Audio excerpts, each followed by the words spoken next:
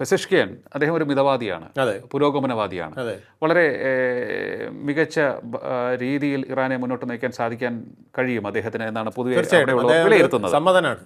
അപ്പോൾ ഈ ഖമേനിയുടെ നിയന്ത്രണം ഇല്ല എന്നുണ്ടെങ്കിൽ അദ്ദേഹത്തിൻ്റെ നന്മ പൂർണ്ണമായും രാജ്യത്തിലേക്ക് എത്തില്ലേ എന്നുള്ളൊരു ഒരു ചോദ്യമാണ് എനിക്കുള്ളത്. ആ ചോദ്യത്തിൻ്റെ ഉത്തരം ഇത്രയേ ഉള്ളൂ. ഖമേനി എന്ന് പറയുന്നത് ഒരു അഡ്വൈസറെ പോലെയാണ്. ഒരു അഡ്വൈസറി റോളിലാണ് അദ്ദേഹം എപ്പോഴും പ്രവർത്തിച്ചിട്ടുള്ളത്. അതായത് അവിടെ ലോക്കൽ പഞ്ചായത്ത് വരെയുണ്ട്. ആ പഞ്ചായത്തിൽ പോലും ഇലക്ഷൻ നടക്കാറുണ്ട്. പക്ഷേ ആ ഇലക്ഷനുകളിൽ പോലും ഖമേനിയുടെ ഒരു വാക്കുണ്ട്. എന്ന് പറഞ്ഞാൽ ആ ആളെ നിർത്തില്ല. അപ്പോൾ ഇപ്പോഴും അദ്ദേഹത്തിൻ്റെ ഒരു ആ റെജീമിൻ്റെ ഒരു ഹൈറാർക്കി അവിടെ നിൽപ്പുണ്ട്. അല്ല, അതാണ് ഞാൻ ചോദിക്കുന്നത്. ഖമേനിയുടെ നിയന്ത്രണം ഇല്ല എന്നുണ്ടെങ്കിൽ ഇദ്ദേഹത്തിന് സ്വതന്ത്രമായി രാജ്യം ഭരിക്കാൻ സാധിക്കില്ല? തീർച്ചയായിട്ടും അത് സാധിക്കും. പക്ഷേ അതെങ്ങനെ US-ഉം ഇസ്രായേലും ചേർന്ന് തകർക്കും എന്നുള്ളതാണ്. കാരണം ഇതൊരു ഡീപ്പ് റൂട്ടഡ് ആയിട്ടുള്ള ഒരു നിക്ഷേപമാണ് അവർ നടത്തിയിരിക്കുന്നത്. കേഡർ സംവിധാനം എന്നൊക്കെ പറയില്ലേ, അതുപോലെ ഒരു റിലീജിയസ് കേഡർ സംവിധാനം, റിലീജിയസ് ആയിട്ടുള്ള തീവ്ര നിലപാടുകൾ ഉള്ള ഒരു ടീമിനെ അവിടെ വളർത്തി വെച്ചിട്ടുണ്ട്.